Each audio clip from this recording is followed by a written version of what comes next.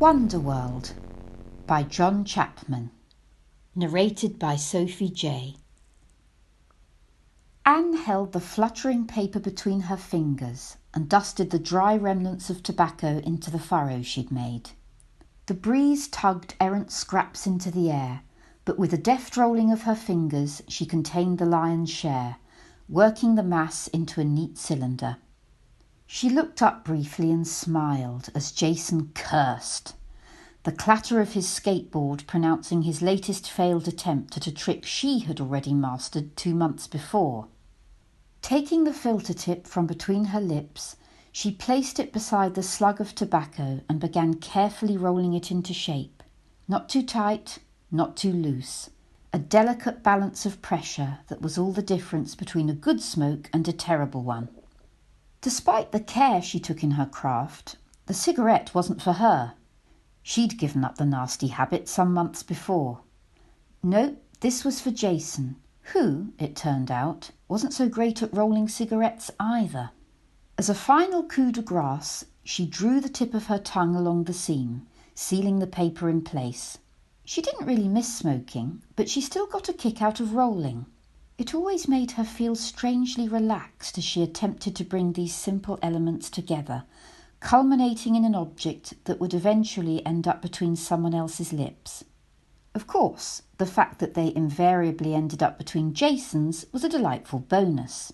The saliva she had used to seal the cigarette would enter his lungs along with the combusted tobacco and paper. It was kind of romantic if you looked at it that way. Not that Jason would ever consider that little detail. The 15-year-old man-child coasted up to where she sat and tapped the board up into his hand. "Sweet cheers, Annie," he said, taking the cigarette and dropping down onto the grass beside her. She detested being called Annie, but as far as she was concerned, Jason could go on calling her that until the day she died. Man, she felt so pathetic sometimes. A part of her hated the way Jason made her feel, so dependent on the whims of his affection. She'd quit smoking without any problems at all. The same couldn't be said for her feelings towards him. She just had to face the fact that she was addicted, just as he was to his little paper twists of tobacco. Anne smiled and watched as he lit up, inhaling the first virginal puff of smoke into his lungs. "You got a bit of my cuckoo spit in there too," she thought to herself with some satisfaction. "My fingers have been all over that sucker too. What do you think about that?" It was Saturday morning, and they were hanging out at their usual haunt, the derelict school that had once been called St. Peter's. They, and countless others before them, had attended the school when they were kids. That was until the day asbestos was discovered in the ceilings of each and every classroom. For the past 6 years the building had been pegged for demolition, and yet here it still stood, strewn with weeds and girdled by a colourful waistcoat of graffiti. It wasn't the finest place to skate. The old playground where they had once played hopscotch and tag was now buckled and broken. But it was theirs, at least for now. "Man, I'm never going to get that trick," Jason said, expelling smoke into the air. "You just need to put more pressure on your back foot," Anne said slyly. Jason shook his head and lay back on the grass. "I can show you if you like." "The hell you will," he spat. "I'll get it eventually. I always do." "Suit yourself, dumbass." Jason laughed and they bumped knuckles. Just one of the guys, Anne thought miserably. It would never be more than that. In a crazy moment of frustration, she was about to stoop down and plant her lips on his when the sound of another skateboard intruded upon the quiet. Jason raised himself onto his elbows and squinted through the smoke, his body visibly tensing. Anne knew what he was thinking because she was thinking the same. If it was that mean bastard Ralph, they were both in trouble. "Ah, hell, it's only Benny," Jason sighed with obvious relief. "Hey, Benny," Anne said as he drew closer. "What's up?" On Benny's first day at secondary school, The aforementioned Ralph had cursed him with a nickname that had stuck like trodden dog shit ever since. Benny said that he didn't care, and sometimes Anne believed him, but it was impossible to ignore the way his body flinched whenever Skelly was so carelessly tossed from ignorant mouths. Unfortunately, this name, or some other derivative, was always going to find him. Despite possessing one of the most impressive appetites Anne had ever encountered, his stomach was, as far as she had observed, bottomless. His body seemed incapable of putting flesh upon his all too visible bones. Today, as ever, his battered baseball cap was worn back to front, giving him the appearance of a streetwise scarecrow as he cruised across the playground. He let his board roll into the grass and offered the ghost of a smile before sitting heavily on the grass beside them. "Any more smokes?" he mumbled. "Nope, Jason is puffing his way through the last of 'em," Anne said merrily. Jason lazily raised his hand from the ground and offered the last remaining inch to his friend. Benny nodded his thanks and drew deeply, his lungs holding on to the smoke long enough that barely a wisp was exhaled on his breath. "Fuck, I needed that." Anne glanced across at him, her eyes narrowed. Benny was the most laid-back, carefree guy she'd ever met. They'd been firm friends for as long as she could remember, and would likely be friends until the day they died. She knew something was up the moment she got a good look at his face. "What the hell's wrong, Benny?" The young man exhaled smoke from his nose before hurriedly drawing on the cigarette again. "Benny, is everything okay?" Jason finally sat up and regarded his friend. At last he had noticed what she already had, the eyes that were too wide. His usual pale complexion tinged a sickly green, as though he was moments away from blowing chunks. "Yeah, what gives, buddy? You ran into that stupid fuck Ralph again, didn't you?" The other boy shook his head dolefully. "It's nothing. I'm okay." "Like hell you are," Anne said, punching his arm. "Hey, quit it. That hurt." "Tell us what's wrong then," she pressed anxiously. "I've just got something on my mind, that's all." "Oh, shit. Benny's got his first period," Jason cackled. Anne shook her head in despair, not for the first time questioning her romantic inclinations towards him. "Come on, Ben, spill the beans," she said. Benny took a last drag before thumbing the stub into the grass. "I found something," he said quietly. "Oh my God," Jason said, his eyes gleaming. "You finally found it." "What the hell are you talking about?" Anne said, Benny too raising his gaunt head in bewilderment. "The fabled relic of the Davidson family treasure trove. Benny's mum's dildo." The ghost of a smile played about Benny's thin lips, but his eyes remained dazed, as though he was carefully watching another reality playing out across his retinas. "So, what did you find?" Anne said, turning her back on Jason altogether. "I can't really explain it. It's something I'd have to show you, I guess."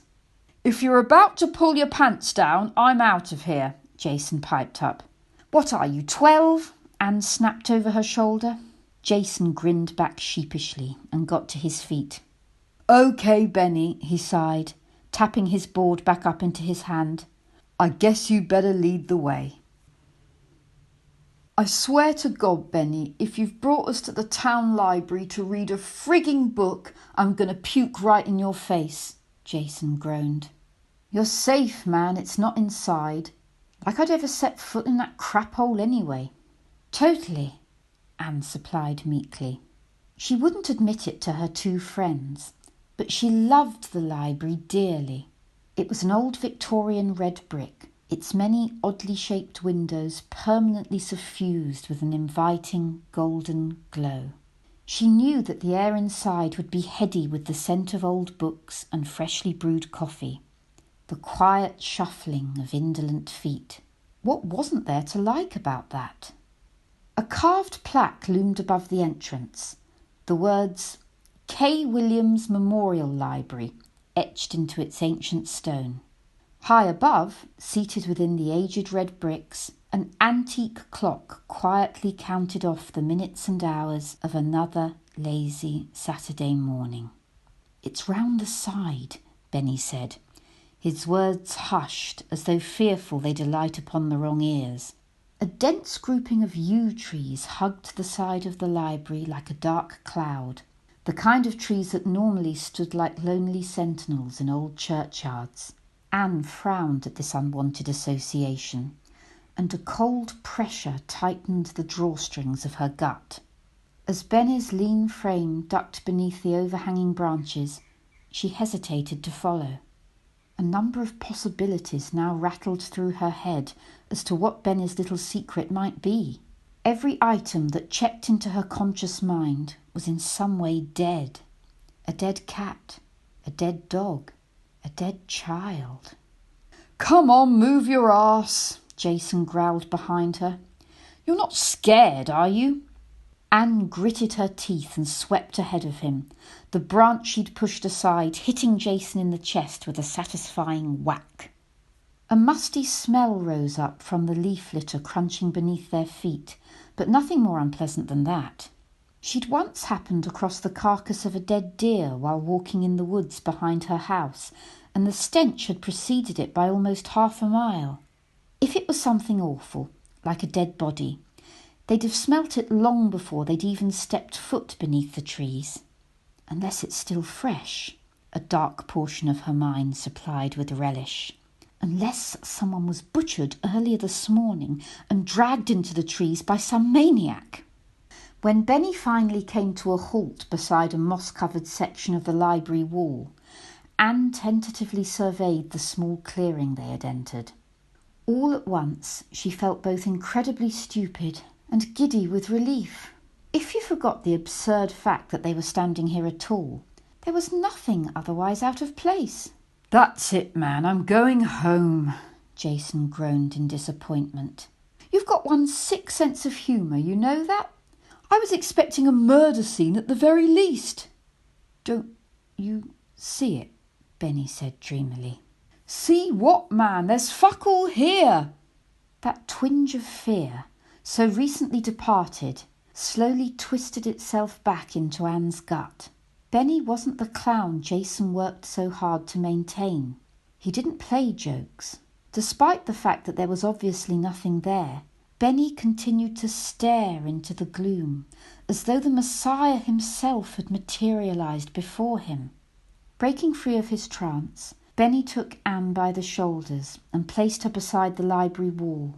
His arm moved up alongside her shoulder, pointing at a stunted sapling at the edge of the clearing. "There," he whispered. Anne was shaking her head in frustration when something odd caught her eye. Now that she studied the sapling beyond Benny's trembling finger, she saw that it was moving strangely. As deep into the trees as they had come, there wasn't a flutter of breeze to be felt. No, whatever was slowly tugging the frail sapling out of shape was altogether stranger, like the shimmer of air above a hot car bonnet. Instinctively, she moved to the side and saw that the distortion had a shape, a rectangular edge that gleamed oily in the dark. "It's a door," Benny said soberly. "Like that Disney tune, Alice in Wonderworld." "Wonderland," Anne corrected absently. "Yeah, whatever," he muttered, bending to retrieve his skateboard from the undergrowth. "Now, watch this." Taking the board in both hands, he held it before him like a butler carrying a tray of sandwiches. Slowly, he walked it towards the shimmering rectangle floating in the air. "That's fucking wild," Jason exclaimed. Anne took a step backwards, a creeping chill working its way up the bony ladder of her spine. Half of Benny's board had disappeared, cut in half by that invisible hole floating in the gloom. With a flourish, Benny tossed the remaining half of plywood and its adjoining trucks into the air. The arc it would have taken was never completed, the dull thud of its contact with the ground never making it to their ears. The board was gone. erased from reality. Now that he had an audience, some of that haunted look had left Benny's features. In its place, a crazy excitement burned in his eyes. At that moment, Anne knew her friend was at least half mad, standing before the dusky doorway like a lunatic magician brandishing a chainsaw.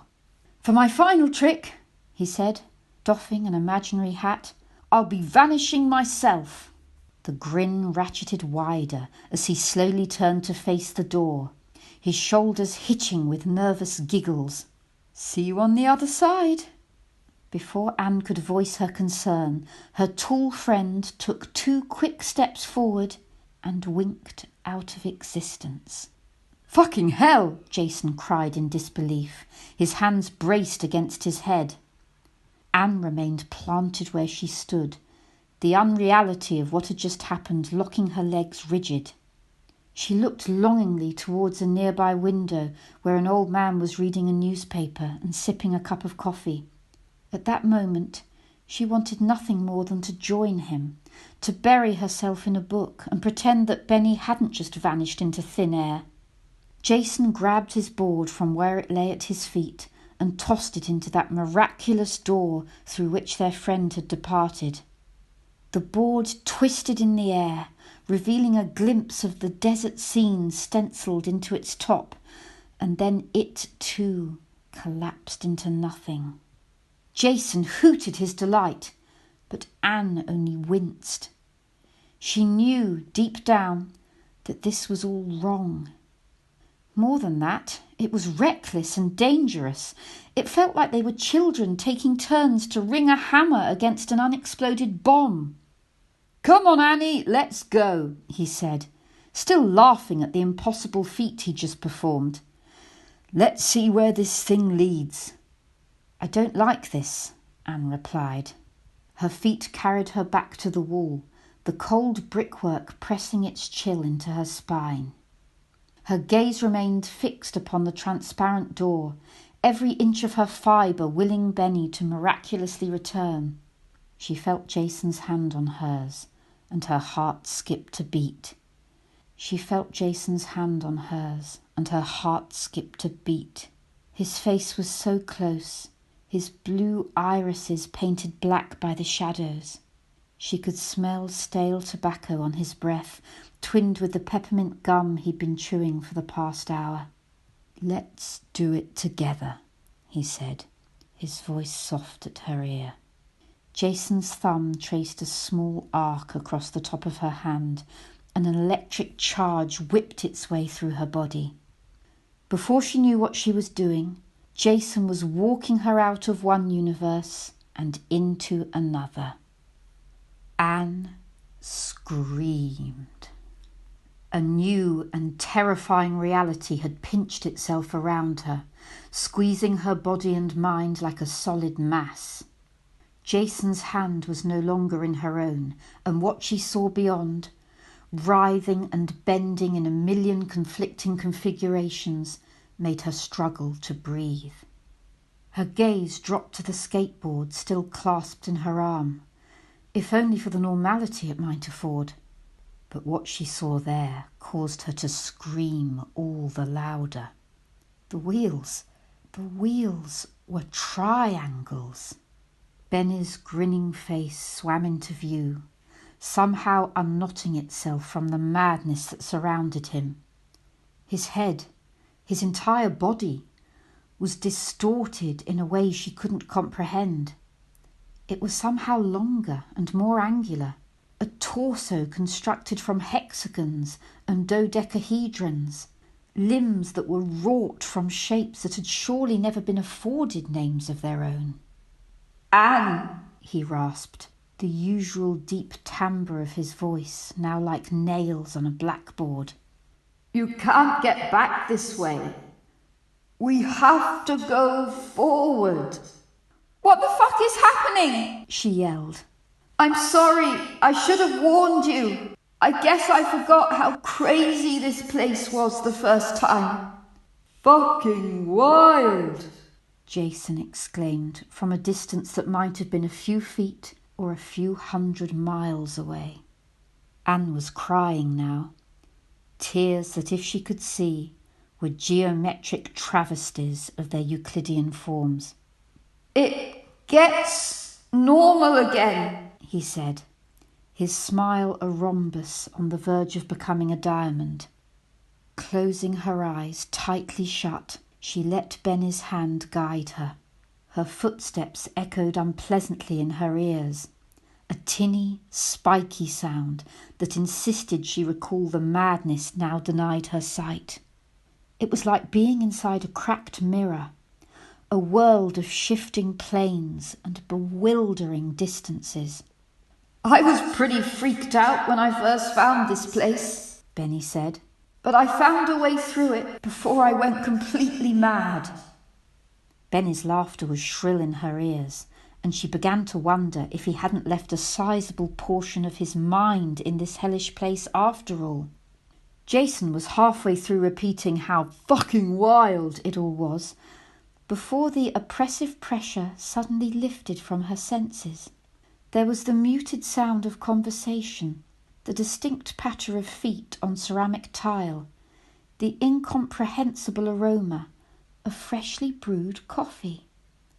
Benny squeezed her hand, and she tentatively felt for one of the wheels of her board. If she felt the sharp angles of a triangle, or, God forbid, any other shape for that matter, she knew she was going to lose her mind. She probed one of the rubber wheels, turning it carefully between her fingers. Mercifully, they confirmed that her sanity was still intact. It was as it should be, a glorious, wholesome circle. Slowly, she opened her eyes. They stood in what appeared to be the lobby of an opulent hotel. A huge and glittering chandelier loomed above their heads, sending shards of honeyed light across a beautiful patterned tile floor. There were ceramic urns overflowing with flowers and ornate columns stretching up to a ceiling tessellated with golden mouldings. Nearby, a check-in desk of carved oak nestled beside a sweeping marble staircase. "This is the hotel," Benny said. "I can see that," Anne replied, her voice trembling. "But where the hell are we?" Compared to the craziness of the dimension from which they had just emerged, this was perfectly sane by comparison. And yet it was nevertheless off-kilter.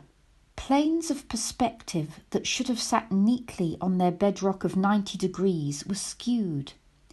An imposed vanishing point that somehow thumbed its nose at reality. What was more, there was a sense that nothing around them was entirely solid. People sat at tables, smoking cigarettes and drinking coffee, but they were mere ghosts compared to their true flesh and blood forms. The same disjointed perspective which warped this corner of reality stretched these apparitions 2 feet taller than they had any right to be. "Where?" Benny said through his loony grin. "You might just as well be asking, when?" A young woman walked towards Anne wearing an elegant white hat and matching dress. The cigarette she was smoking was housed in one of those odd holders she'd seen on old TV shows. Before she could get out of her path, her ghostly form waltzed straight through her. "This isn't now, is it?" Anne said, gooseflesh rippling across her arms. "Nope," Benny grinned. "You can't actually touch anything in this place, as you can see. But I managed to get a peek at a newspaper the last time I was here.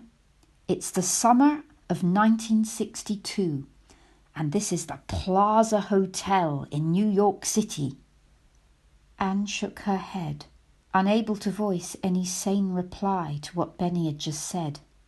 Jason was halfway through yet another rendition of how fucking wild this experience was when Benny began walking. "Come on, there's more," he said, his eyes gleaming. "Much, much more." Benny strode purposely across the foyer, but when the revolving doors came within reach, he passed them by.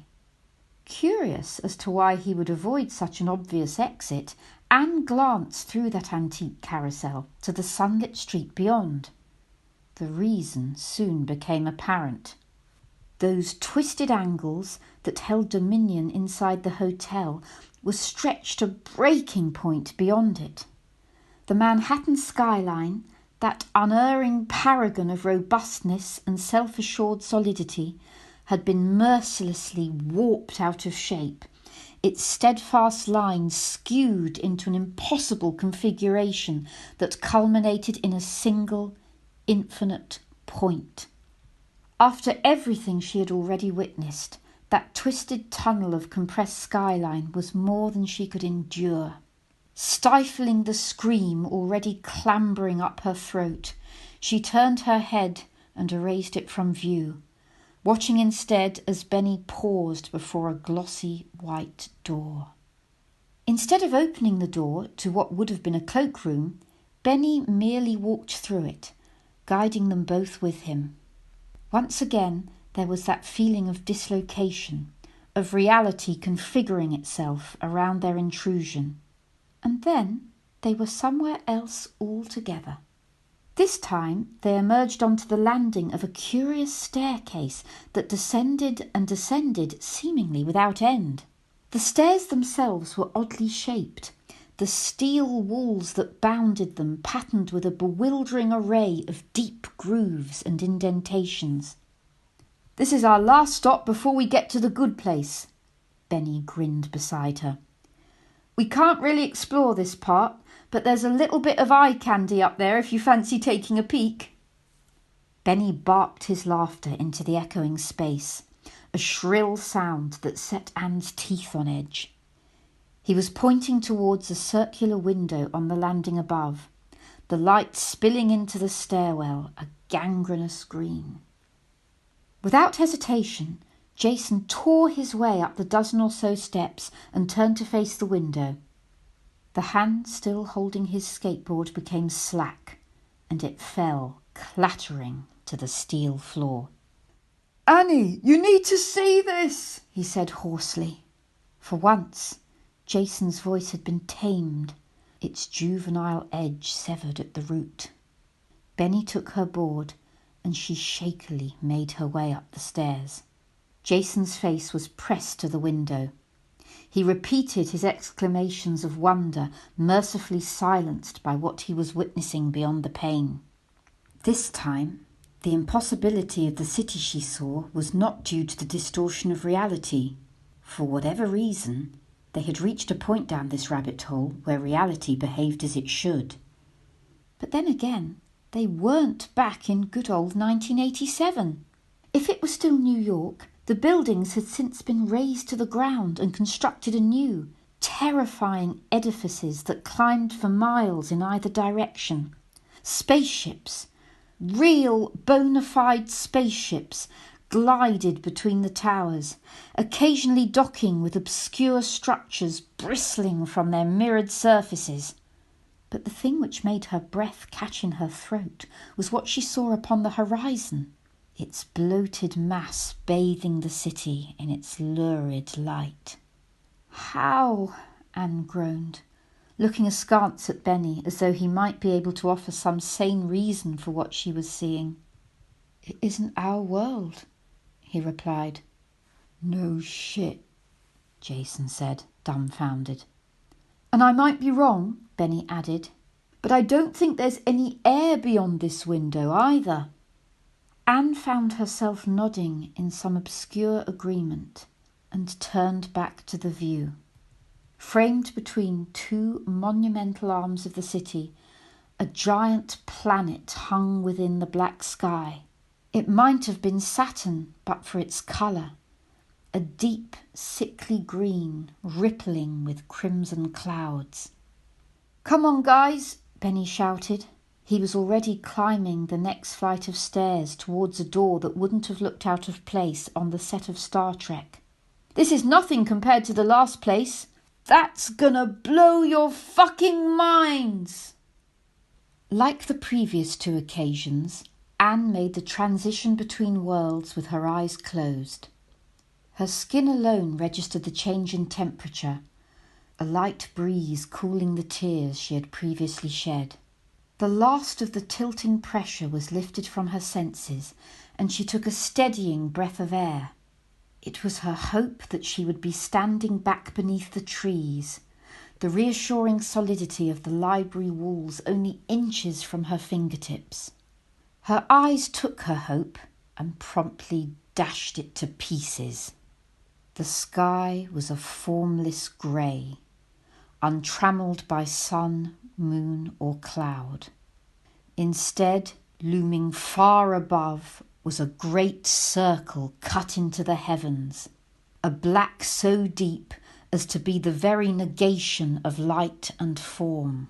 After what she'd seen through the window of the steel staircase, she surmised it might have been a planet, but somehow it felt immeasurably huger, impossibly denser.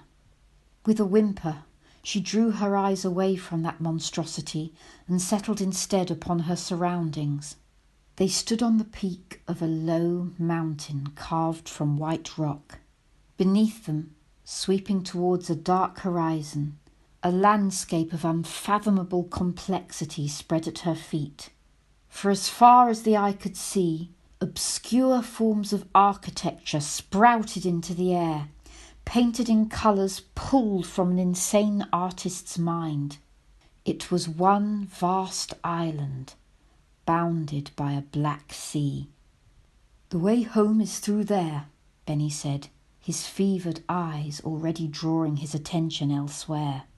Anne glanced to where he had pointed and saw another ghostly door nearby, suspended like a shard of smoky glass floating in the air. Without hesitation, she marched towards it, snatching her skateboard out of Benny's limp grip.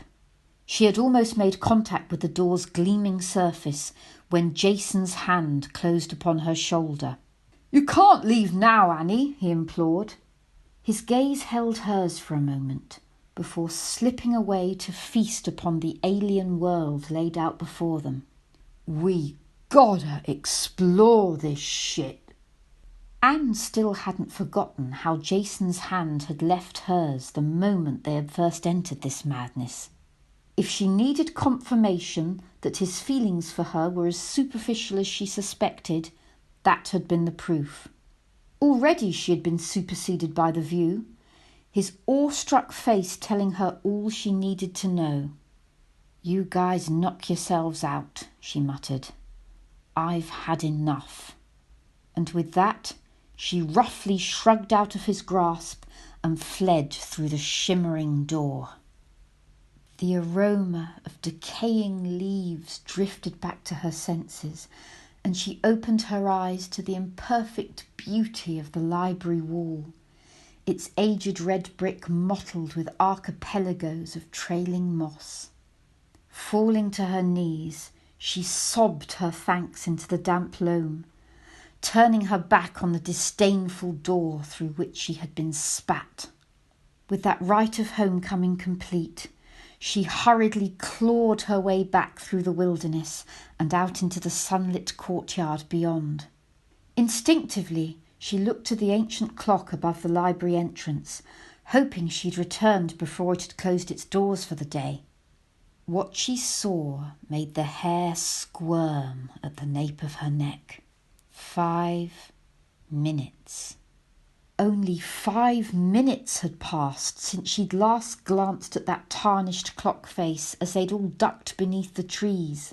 She tried to tell herself that she'd read it wrong, but the hour hand of the clock remained stoically resolute upon the matter. The hour or more she had spent between worlds had here been tallied as mere minutes. With the doorway out of sight, her mind gleefully rushed in to deny it had ever existed, that her flesh and blood legs had never walked her between light years of space and untold years of time. But of course, she knew better. It would still be there where she'd left it, its dark transparency stamped upon the shadows like the blight it was. Without any further conscious thought, she made her way inside the library. Though her numb hands selected her book and bought her cup of coffee, by the time she was sat at her favourite table, she couldn't remember having done either of these things. Instead, Jason's repeated refrain of wonder returned amidst the swirls of steam from the coffee cup, his lack of imagination nevertheless imbuing his words with an import that greatly transcended her own. "This is fucking wild." Little by little, some semblance of normality reasserted itself around her, bringing with it the calm rationalization with which she was usually blessed. She never went so far as denying any of that craziness has actually happened, but she did go some way towards pacifying it. After all, she had merely tiptoed into another dimension and found her way back. That was all. It had been a safe journey, a truly wonderful journey. For the first time, a pang of regret edged its way into her consciousness. What might they be doing now? What wonders were they discovering without her? She remembered the pressure of Jason's hand on her shoulder, his insistence that she stay. A sudden movement made her flinch, and coffee slopped out of her cup, soaking the unread page before her. "I told you she'd be in here." Jason fell into the seat beside her, Benny folding his lanky frame into the seat opposite. Both of them were grinning like Cheshire cats, though that haunted look still clung to Benny's face like a grisly mask. "You missed out, Annie," Jason said. "Benny took me to an empty city and this weird-ass swimming pool." "I've only just sat down," Anne said. "Why are you lying?" "You left us 3 hours ago, amigo," Benny tittered, his foot tapping frantically beneath the table. Anne thought again of the ancient clock mechanism outside, those scant 5 minutes it had recorded of her elapsed jaunt. A young woman reading at a table nearby turned her scowl upon them, and Jason tossed a sarcastic wink back at her. "Time doesn't work the same way in there," Benny said, fidgeting with his watch. "The first time I stumbled into that door, I found myself in that crazy place and I couldn't find my way out. I must have spent close to a day in there, maybe 2. But when I eventually found the way out, less than 10 minutes had passed here." Anne shook her head, her trembling hand reaching for the coffee cup. "I've been in there 7 times now," he continued, the grin now well and truly wedged into his gaunt face. "Why the hell didn't you tell us sooner?" Jason admonished, lurching across the seat to punch his friend on the shoulder. "Well, I was busy," he replied, his grin flickering on and off like a broken toy. Anne weighed the import of his words, the jittery posture he affected on his chair. He looked like he was ready to bolt for the door, to sprint headlong back into that alien landscape he had already spent days exploring. "You're coming back in, yeah?" Jason said, taking the coffee cup out of her hand. When Anne had first entered the library, she was certain, more certain than anything she had ever considered in her life, that she would never again enter that dark portal. But now, her mind picked over the tantalizing things Jason had just said.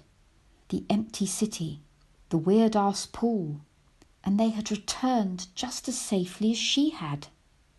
"I spent close to a day in there." "How did you know I'd be in the library?" she said, her eyes suddenly narrowed in suspicion. Both boys looked at one another, and then Jason burst into laughter, earning another audible sigh from the next table. "We've known your dirty little secret for a while now," he chuckled, shaking his head in mock disgust. "It's kind of fucked up if you ask me. But it's cool. Whatever gets you off, I guess." "Okay," she mumbled. "Okay what?" Jason said, grinning over the coffee cup. "Okay, I'll go back in," Anne smiled. "All right," Jason whooped. The woman at the next table shushed loudly, and without missing a beat, Benny flicked up 2 fingers. "Let's do this," Jason said, noisily dragging the chair from beneath him. Benny stood too, though that aura of frustrated impatience made the movement clumsy in his haste. "Wait, can you guys go get some food first?" Benny said, reaching for his pocket. He pulled a wrinkled note from his threadbare wallet and slapped it onto the table. "And some smokes. I'm fucking gagging for a smoke." "Fucking A," Jason bellowed, scooping this rarefied denomination into his hand. "But where are you going?" Anne said, frowning as she drained the last of her coffee. "Oh," Benny hesitated, his fingers repeatedly rolling a scuffed wheel on his board. "I'm going on ahead. I want to check out something I saw this morning, that's all." "But how are we going to find you, man?" Jason chimed in. "It's fucking huge in there." "Just go down the ramp after you've shown Anne the pool. It's really close by. You can't miss it," he said, trying and failing to disguise his growing impatience. "Don't worry, I won't do anything really stupid until you're there to watch me." Jason laughed, but that familiar tension had once more crept into that secret corner of Anne's stomach.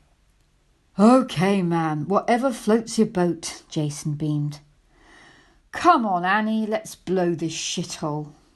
And then Anne was once again being led into the sunlight, her hand deliciously clasped within his, her concerns momentarily lost in the haze of her delight. It was only much later that she would realise that they should never have let Benny out of their sight. Anne carefully rolled another cigarette between her fingers, stealing a glance at Jason as he coasted by. He was skating along one of the empty roads, his board all but silent upon the gleaming steel of which it was composed. She was sat in the middle of a deserted square, bounded on all sides by those creepy buildings. The city was empty, all right, eerily empty. It was like a city the size and scale of Manhattan had been evacuated, and all traces of life wiped clean from its surface. But if this was indeed a city, it was one that had never known the tread of a human foot, never mind the wheels of Jason's skateboard. Whoever, or whatever, had created this rambling metropolis had done so with notions of aesthetics and form beyond the imagination of human minds. In some ways, the regularity of the streets and concourses were not a million miles away from those of any large city on earth. But that was where the similarities ended. Every conceivable colour and form had been employed to create these architectural marvels. Pyramids cavorted with cubes, cylinders buttressed prisms, all fused together into obscure conglomerations that challenged the mind and hurt the eye. There were even structures that levitated in the air, their titanic masses seemingly anchored upon the air itself. The only vaguely recognisable features were those many windows and doors peppering the tower's surfaces, though all of them tantalisingly out of their reach. It was impossible to imagine who had once lived in these imposing monoliths, or indeed where they had since fled. Jason rolled to a stop and slumped to the cold, hard steel beside her. Anne raised the cigarette up for his inspection and smiled as he gratefully took it. "Can she roll or what?" he said, thumbing his lighter into flame. Her gaze drifted past the cigarette smoke wafting between them to the mountain still observable between the towers. Against the grey sky, its gleaming white cone resembled a snowy peak. There, high upon its summit, glittered the doorway back home, a pale star in the bleak alien firmament. "Why does it look so far away?" she said, pulling a melted chocolate bar from her pocket. "It hardly took us any time at all to get down here." "It looks a long way," Jason replied, exhaling smoke. "But really it isn't. Benny was telling me that things work differently in here. For example, it's easy as pie moving away from the mountain, but it's like slogging through mud getting back to it. I guess this place is just a bit fucked up." "No kidding." "Not only that," he added, his voice hoarse from the smoke. "It's easier walking uphill than downhill. Did you notice that?" Anne nodded absently, squeezing some melted chocolate into her mouth. "It's all a bit wonky in here," she agreed. Of all the marvels still waiting to be found in this world, she knew why Benny and Jason loved the city so much. It was a boarder's paradise. The city might have been created for that sole purpose. It was so perfect. The concourses were like polished marble, but had the satisfying grip of newly laid asphalt. Never before had she skated across such unblemished perfection. There were edges aplenty to grind. There was even a structure that could pass for a half pipe, though it hovered a disconcerting foot above the ground. Who needed a rotten old school playground when they had an entire city at their disposal? And what was more, they were safe. No more Ralph and his violent threats. No more police telling them to move on, move out, fuck off. Safe. Now that was a thought. Certainly they were safe from other people. Sitting here in this place of alien design, they were further away than any human had ever dared wander from the cradle of their making. But could this place ever truly be considered safe? The journey back through the prism, the hotel, the spaceport, or whatever the fuck it was, had been much easier the second time around, and she'd had ample opportunity to consider the curious umbilical cord through which they'd travelled. If you accepted that the portal had once been created, by who or what was another question altogether, it was clear that it had subsequently been damaged in some way. In her mind's eye, she imagined it as a long pipe, like the one that trailed up the side of her parents' home. At the top, where it met the gutter, the pipe was still pristine. At the other end, where it disgorged rainwater into a drain, it was cracked and broken. They were sitting here now, in this alien city, because they had wandered through a similar crack, though it had been in the fabric of reality rather than the brittle plastic adorning her home. But like anything cracked, she thought to herself darkly, it wasn't long before it broke. As the last puff of smoke drifted from Jason's spent cigarette, he abruptly stood up and the fleeting thought evaporated from her mind. The blackened stub of his cigarette was snuffed beneath his shoe. Tobacco grown in some plantation in India or China would now spend the rest of eternity in this alien corner of the universe. "We'll come back here later for sure," he said, sweeping his long tangled hair behind his ears. "But now, milady, you are invited to pay a visit to the pool." "The weird-ass pool," she smiled, getting her own board underfoot. "The very same, amigo," he said, pushing off. "Just don't jump in. It ain't for swimming." It might indeed have been a swimming pool, but for two very important distinctions. Firstly, it wasn't water which filled its vast rectangular shape, but a substance that may not even have been a liquid at all. It was more like oil, Anne thought, though oil that had the clarity of air, reflecting just enough light to be discernible. When she stepped closer to the edge, she saw not a trace of her own reflection in its mirror-flat surface. The second distinction, so eloquently revealed by the transparent medium, was what lay beneath. The pool's depth was apparently infinite. There were huge structures down there, annealed to the walls like barnacles on a ship. An endless tunnel that might have been a city unto itself. Anne lurched away from the edge, gripped by a terrifying vertigo that had less to do with height than scale. The pool somehow shocked her more than anything she had since observed, save perhaps for that perfect black circle still anchored in the sky above their heads. "Now, watch this," Jason said, hefting what might have been a cinder block back in their own world. "Jason, no!" But it was too late. Jason had already let the heavy object fly free of his grasp. When it met the surface of the pool, Anne half expected it to crack like a sheet of glass. But instead, it behaved just as though it were indeed filled with water. The splash was like thunder in her ears, the ripples that raced across the surface forming complex patterns that moved with uncanny slowness. Her horrified eyes watched as the block sailed ever downwards until it was a grain of sand lost to the depths below. "Isn't that fucked up?" Jason whooped. Anne shivered as she watched the ripples continue to scrawl arcane patterns across the pool's surface. She imagined herself dropping like a stone into that fathomless pit, her body sinking forever into the dark. It was that sobering thought that finally tipped the balance.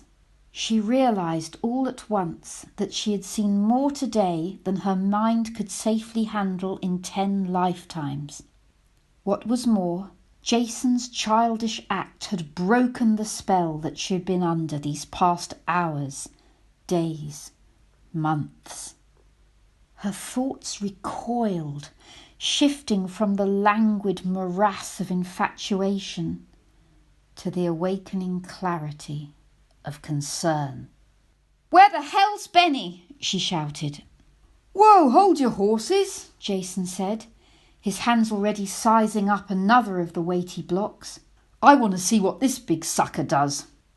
"Where the fuck is he, Jason?" she screamed.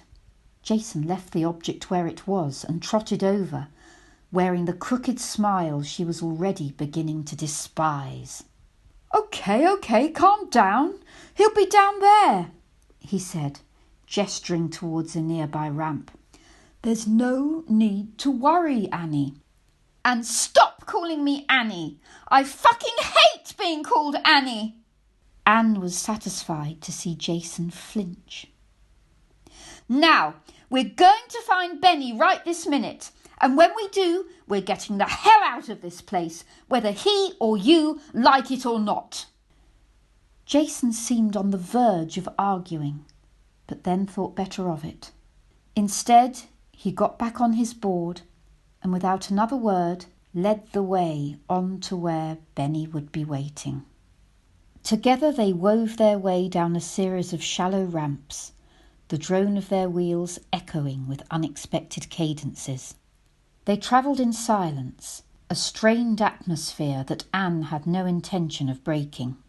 Jason had affected a sullen demeanour ever since they had left the pool behind. His shoulders slumped like a sulking child. Even so, by the time they reached the foot of the sloping structure, Anne could see his obvious concern, for Benny was not where he had said he would be. The ramp ended upon a wide plateau, empty save for a random scattering of huge obsidian blocks that lay scattered like toppled dominoes. From this low vantage point, the mountain and the door still scintillating at its peak appeared impossibly tall, looming above the landscape like a gleaming white sentinel. Whatever it was that gave illumination to this world, and it seemed quite plausible that it was the mountain itself, seemed focused only upon the interior. Out here, on these murky outskirts, the light was failing, an eerie twilight that brought with it a stiffening breeze. As strange and disordered as the empty city had been, here the few buildings that stood proud on the endless steel floor appeared incomplete by comparison. It reminded Anne of the waste ground that bordered their town, where the shells of 6 unfinished houses lay shrouded in brambles. This place had the same brooding silence of abandonment, of squandered purpose. But more than that, there was a nagging feeling that for the first time they were truly trespassing where they shouldn't. It was a feeling that only got worse when they discovered where their mutual friend was waiting for them. From the summit of the mountain, Anne had thought a dark sea lay upon the island's coast. Now she saw the truth of the matter. Beyond the outer edge of this bleak hinterland, a vast emptiness opened before them. A steel-plated valley upon whose back the island rested like a sprouting mushroom. A boundary of sorts had been erected at the cliff's edge. The railing was crude and only a few feet high, and yet its purpose seemed obvious, for it was all that stood between them and the desolate gulf beyond. Benny stood on the wrong side of it, his enraptured eyes peering into the gloom. "It goes on forever," he said, a glistening bead of drool wetting his chin. "You need to come down from there, Benny," Anne said, unable to keep the tremor from her voice. "We shouldn't be here." Beyond the railing, the ground curved down towards the plain far below. It wasn't the sheer cliff edge she had envisioned, but even so, the graceful perfection of that sloping curve unsettled her all the same. "It's easy as pie moving away from the mountain, but it's like slogging through mud getting back towards it." Benny ignored her, his foot rocking the skateboard hypnotically backwards and forwards. "This is going to be the sweetest ride ever," he whispered, his face enthralled to the chasm beyond. "Benny, no!" Without a backward glance, the tall boy serenely pushed off from the railing and glided out across the looming slope. "Oh, shit!" Jason groaned. Without hesitation, he raced to the rail and cleared it in a single bound, dropping his board beneath his feet as he went. The wheels of his board bit into the ground and he sailed off in pursuit. Anne stood at the railing, staring in disbelief as the two boys coasted along the diminishing curve, receding into a distance that seemed audaciously vast. Benny was ahead, but Jason was slowly gaining. What he might have lacked in ability with his trick repertoire, he more than made up for in speed. His body was bent low to the board, his hands tightly clasped behind his back. She held her breath as he reached forward, tugging the rippling tail of Benny's hoodie. Unprepared for this sudden intrusion, the taller boy recoiled, his balance thrown into disarray. He fought with his board for a breathless moment, and the next instant he was falling. She knew the moment he hit the ground that he had fallen badly. All at once, the life force that animated his gaunt frame winked out of existence. His body slid bonelessly across the polished steel floor until it came to a grudging halt, his board racing on alone down that endless slope. Jason switched his board parallel to his descent, his wheels squealing violently as they bit into the steel floor. Jumping from the board, he ran towards his fallen friend, bridging the last yards on his knees. "Fuck!" he bellowed. "He's out cold!" Anne didn't need to think any longer. Stepping over the low railing, she set her own board rolling and climbed aboard. If it wasn't for her overriding fear for Benny, she knew this would have been just as exhilarating as it was terrifying, like riding a monumental wave down the side of the Grand Canyon. Her heart was racing, her legs trembling. She thought fleetingly of Benny's lifeless body as the burnished steel floor glistened beneath her feet.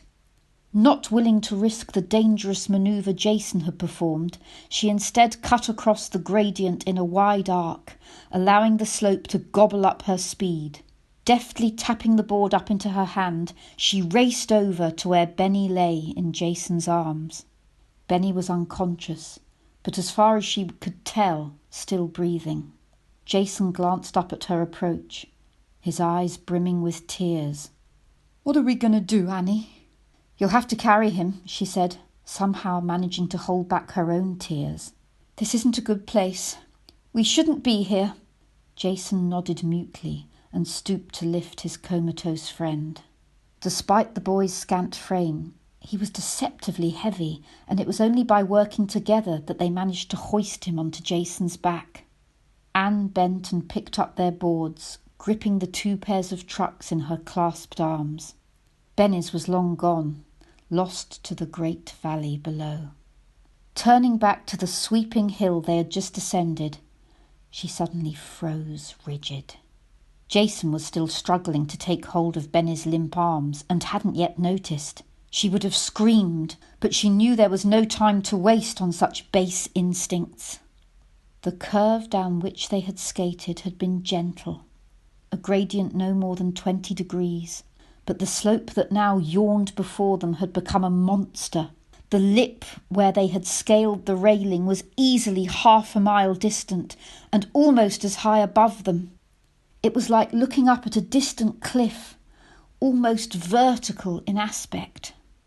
However, it was the mountain that made her heart suddenly painful in her chest. Any resemblance to its former shape was now gone. It was as though vast fingers had grasped the peak and stretched it skywards, and somewhere up there, at the summit of that towering ribbon of white, was their only way home. "Oh, Jesus," Jason gasped. "What the fuck is happening?" "Move!" Anne screamed. Jason staggered forward, bearing Benny's body on his back, Anne lending her weight from behind. They walked in that ungainly way for what might have been 10 minutes before Jason began to flag. With a groan, he dropped to his feet, Benny's inert body sprawling to the ground. "How far did we get?" he said, gasping breathlessly beside her. It was only then that Anne realised the horrible truth. Though they were now stopped, the floor beneath them continued to move, sliding inexorably down the gradient they had come. "Oh shit! Oh shit!" Jason cried. He'd seen the ground shifting past his folded legs and wasn't taking it so well. A cold panic threatened to overwhelm her, but Anne refused to give up. Tossing her skateboard behind her, she wedged Jason's board under Benny's back and grasped one of his lifeless arms in both hands. "We've got to pull him!" she screamed. Jason looked at her as though she had gone mad, his hands tugging at his tangles of hair. "Pull him, damn you!" she cried. "Quickly, before it's too late!" Understanding dawned slowly on Jason's face, and he quickly grasped Benny's other trailing arm. With the skateboard pinned beneath the boy's back, they dragged him along like a corpse on wheels. Maybe they walked for an hour. Maybe it was far less. But by the time they collapsed to the ground in exhaustion, the view above them had only worsened. Just yards away now, it seemed, the floor had become a near vertical wall. What had appeared to be a flat plane when they stood at the railing was now the horrifying throat of a funnel, its side steadily pitching them towards the looming darkness below. Even craning her neck, Anne could not see the lofty edge the railing had become. A nauseating feeling of hopelessness robbed her of the effort, and instead she dropped her eyes back to the ground. The glistening metal was no longer merely trickling past their feet, but racing in a sickening blur. They were falling without moving. "Oh, Jason," she cried. "This can't be happening." But Jason and Benny were no longer with her. They had receded around the lip of the widening funnel, already half a mile or more away. Faintly, she heard Jason calling her name, his voice a broken echo in the gathering dark. Anne turned towards where the floor was fleeing and watched in dread as a new structure hurtled towards her. It was vast and filled with a darkness that drew any lingering hope from her mind. The same bloated circle of black that had hung in the alien sky was now shunting its way from below like an express train from hell. The last scream that leapt whole from her throat began in one universe and ended in another. The heady scent of rotting leaves shuddered back into her senses like a cannonball fired at her mind. She couldn't stop crying, could hardly catch her breath. Unlike the last time she had returned, she felt not a trace of relief. She felt only despair, a crippling acknowledgement that some great wrong had been committed. A breathless animal instinct asserted itself, and she lurched across the dirt. But the loathsome object she was shying away from was no longer there. The dusky door, that nightmarish portal to other worlds, was no more. An inhuman scream rent the air, and she recoiled. Her legs brought her body back to her feet, and she barreled her way through the trees. Sunlight exploded around her, her eyes narrowing to slits. The screams were repeated, were rejoined by others. A small crowd had gathered in the courtyard of the library, one of them voiding the contents of their stomach into a raised bed of tulips. Her eyes cleared enough to observe the old clock above the library's entrance. She wanted to know how much time had passed, and yet the clock's face seemed impossible to decipher. What was more, someone had vandalised the plaque. The words and letters jumbled into illegibility. Irabil, leromem, smilir, ke. Her scrutiny was interrupted by another scream. Yet another stomach noisily emptied into the flower bed. She was hallucinating. That reasonable part of her mind told her. That was all. She'd just suffered the worst nightmare of her short life, and all of this was the fading remnants of it. As though in confirmation of that fact, she noticed that the group of screaming people gathered in the courtyard were foreigners. The last thing their shitty little town could lay claim to was that of a tourist attraction, and yet there they stood, chattering excitedly in some obscure language. It wasn't French or German, or even Chinese for that matter. It was far more exotic, a bewildering concatenation of lilting hymn and baritone exhalation. Even their sobbing sounded alien to her ears. That universal language common to all nations and creeds, somehow perverted into the antithesis of grief. She pushed her way through the press of people, not wanting to see the object of their distress, yet knowing that she would do so anyway. After all, that was how dreams worked. You had to get to the very worst bit before they would end. Those were the rules. Benny lay on his side as though asleep. Jason on his hands and knees, his head lowered to the ground as though in prayer. A fragile hope kindled inside her heart, and she dragged her way nearer. In her fevered dream, her friends had been lost in a bottomless pit, but here they would be safe and sound. She wasn't going to be sick. Her ailing mind would shut her down long before that bodily function could be enacted. But before she fainted, her eyes rolling up into the comforting refuge of their sockets, she saw Benny's body fatally fused into the concrete floor, Jason's skull lodged like an impaled bullet in the stone steps of the library.